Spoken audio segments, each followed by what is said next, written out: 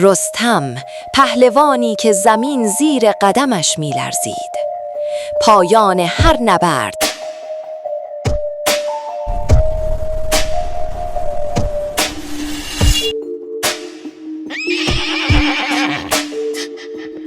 جهان آفرین تا جهان آفرید، سواری چو رستم نیامد پدید.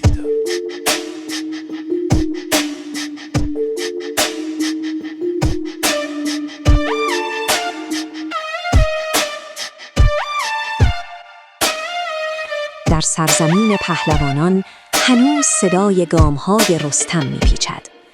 او که تکیه‌گاه ایران بود، شمشیری از غیرت و روحی که هیچگاه در غبار تاریخ خاموش نشد.